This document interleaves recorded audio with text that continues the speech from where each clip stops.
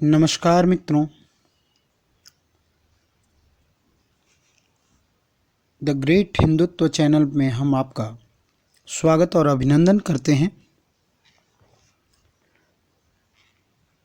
आज हम कार्तिक महीने की पूर्णिमा तिथि को किए जाने वाले कुछ अकाट्य चमत्कारिक उपायों के बारे में चर्चा करेंगे, जो जीवन में आने वाली तमाम तरह की बाधाओं के लिए ब्रह्मास्त्र का काम करता है। अगर आप ये उपाय विधिपूर्वक कर ले गए तो सच मानिए मित्रों, आपके जीवन की समस्त समस्याएं अपने आप इस तरह छूमंतर होंगी कि आपको लगेगा ही नहीं कि ये कभी समस्याएं थीं। इसका निराकरण आप यद्यपि स्वयं करेंगे, लेकिन ईश्वरीय आशीर्वाद से आपके अंदर वो शक्तियां आने लगेंगी। आपके लिए तमाम तरह की सकारात्मक शक्तियां आपके साथ होंगी, जिससे जो नकारात्मक शक्तियां आपके लिए बाधा बनती हैं वह समाप्त होती जाएंगी।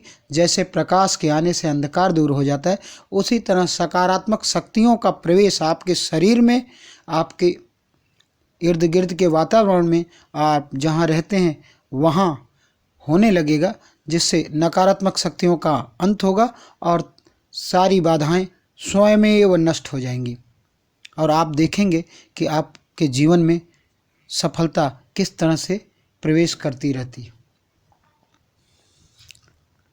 इस माह, कार्तिक माह की पूर्णिमा को सर्वप्रथम जो इस प्रयोग को करना चाहते हैं, कार्तिक माह की पूर्णिमा को सुबह ये ब्रह्म मुहूर्त संभव हो तो 3:45 के करीब उठ करके आप शौच इत्यादि से निवृत्त हो लें और अपनी आँखों को जल, स्वच्छ जल जो है आपके पास उपलब्ध, उससे धोएं, मुंह धो लें और कल्पना करें कि आपके जो भी इष्ट देवी देवता हैं वह आप पर अपनी कृपा बरसा रहे हैं। ऐसी भावना के साथ आप अपने सुबह की शुरुआत करें। इस तत्पश्चात आप गंगा नदी, अगर संभव है तो गंगा नदी में जा करके स्नान करें और स्नान करते हुए जब सूर्योदय हो रहा हो, अर्थात सूरज निकल रहा हो, हल्का हल्का लालिमा आपको दिख रही हो, उस समय आप तांबे के किसी पात्र में या तांबे के लोटे में लाल पुष्प, अक्षत डालकर अपनी सिर के बराबर ऊंचाई दोनों हाथों को करके जल को गिराएं और एक मंत्र का जाप करें। वो मंत्र इस प्रकार होगा और उस जाप को करते हुए 7 बार उस मंत्र का जाप करना है और उस मंत्र का जाप करके 7वीं बार जब मंत्र पूर्ण हो जाए तो पूर्णतः जल पृथ्वी पर, अथवा जल में ही खड़े हैं तो जल में ही जल प्रवाहित कर दें।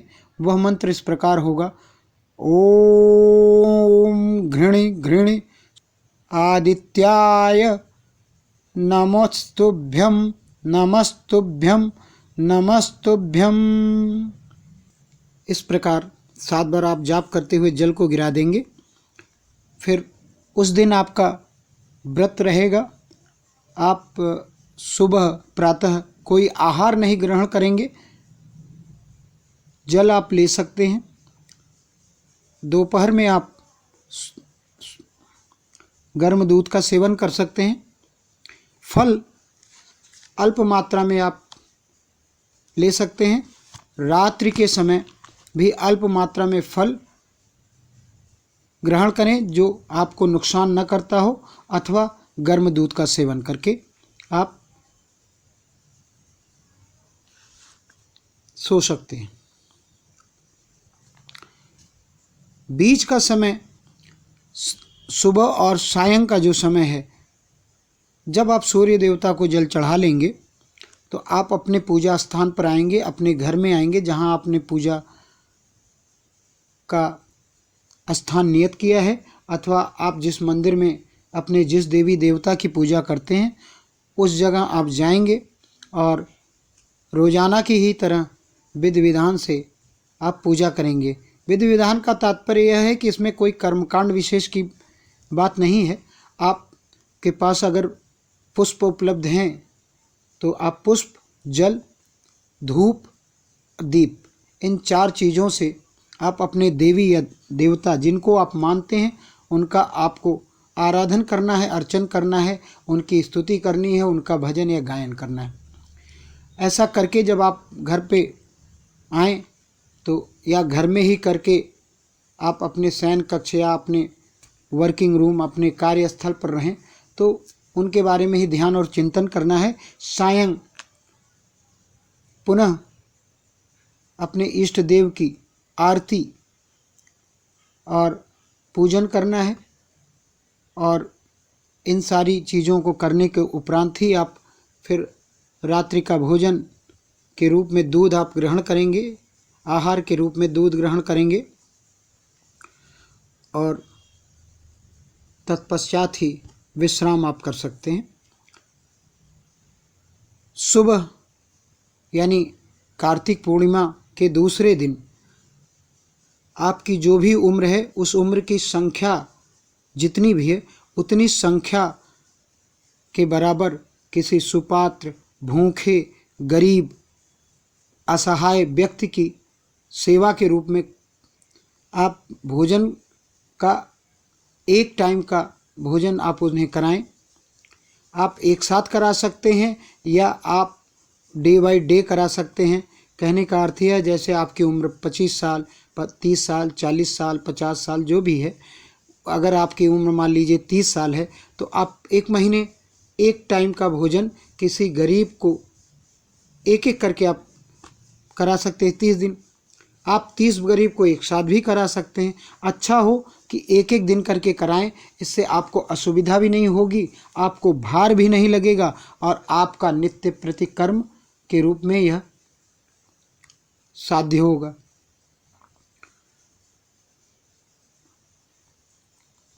या भोजन न कराने के उपलक्ष्य में अगर आप भोजन नहीं करा सकते हैं तो कम से कम आप यह करें कि किसी भंडारे में उस माह या जितनी शीघ्र कहीं कोई भंडारा लग रहा हो तो उसमें आप कुछ पैसे दान कर दें जो आपकी यथासंभव शक्ति हो, अथवा आप जितने लोगों का भोजन आपने संकल्प लिया कि आपकी एज इतनी है और इतना, तो उसके अपनी क्षमता अनुसार उस वस्तु का दान करें। चावल, गेहूँ, दाल, घी, तेल, सब्जी, जो आप व्यक्ति के भोजन में जो आप खाते हैं वो खिलाने का जो वस्तु लगती है वो वस्तु दें, या आप उतने ही दिन श्रमदान करें। अगर यह आप पूर्ण कर लेते हैं, यह एक व्रत है, आप दिन भर उपवास ना भी रखें किसी व्रत में, वह चल सकता है। लेकिन इस तरह की जो सेवा करते हैं, ईश्वर तभी खुश होता है जब आप मानव जीव की सेवा करें। मानव की सेवा तो करें, मानव जीव की सेवा करें। सबसे उत्तम शरीर प्राप्त हुआ है आपको। सारे जीव जंतुओं में मनुष्य सबसे उच्च कोटि का है, सर्वोत्तम कोटि है मनुष्य की। तो अगर यह अपने से निम्न कोटि, अपने से नीचे की कोटि के जंतुओं को की रक्षा नहीं कर सकता, उनका भरण पोषण नहीं कर सकता, तो मानव देह होना ही बेकार है। तो इसलिए या तो यह करें या तो कम से कम एक साथ भोजन कराएं, जो संभव हो वो करें। आप देखेंगे कि इस व्रत के पूर्ण होने के पश्चात जो आपकी एज अनुसार जो संकल्प है भोजन कराने का या वस्तुदान देने का या श्रमदान देने का, नहीं कुछ है तो आप श्रमदान दे दीजिए। अगर यह आप करने में सफल होते हैं तो सच मानिए मित्रों, यह ब्रह्म वाक्य है। हमारे बुजुर्गों की यह अनुभूति रही है। हमारे संपर्क में जो कुछ सिद्ध पुरुष, कुछ उच्च कोटि के लोग आए, उनके मुख से हमने सुना, कुछ हमने भी अनुभूत किया है, जिसके आधार पर हम और उसी की प्रेरणा से हम यह कह रहे हैं कि अगर आप इस व्रत को पूर्ण कर लेते हैं तो आपकी जो मनोकामनाएं होंगी, सकारात्मक मनोकामनाएं, अच्छी मनोकामनाएं, किसी को कष्ट देने वाली मनोकामनाएं नहीं, किसी को पीड़ा पहुंचाने वाली मनोकामनाएं पूर्ण नहीं होंगी, बिल्कुल नहीं होंगी। लेकिन अगर आपकी अपनी उन्नति के लिए, समाज की उन्नति के लिए कोई मनोकामना है तो मित्रों ये गारंटी है, आप एक गारंटी ही समझिए कि आपकी वह कामना पूर्ण होके ही रहेगी। और इसमें मैं नहीं, ईश्वर साक्षी है। ईश्वर इस कार्य को पूरा करेगा ही करेगा।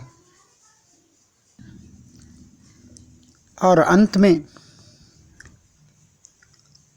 जहाँ तक संभव हो सके, जब तक आप यह व्रत पूरा नहीं कर लेते हैं,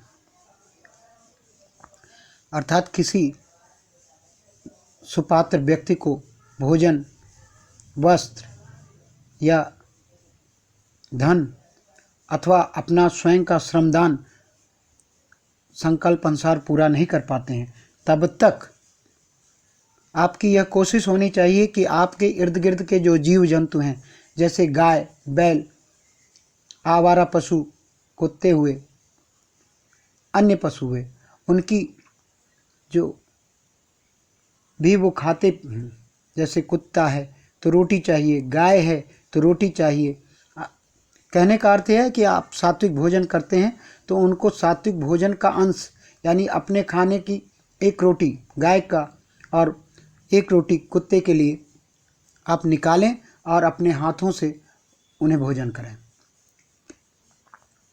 अगर आप ऐसा करते हैं, इसके करने के साथ ही आप स्वयं देखेंगे कि कैसे चीज़ें बदलती हैं, कैसे आपके जीवन में विकास होता है, कैसे आपका जीवन बदलता है। आप इसके स्वयं के जो है साक्षी होंगे।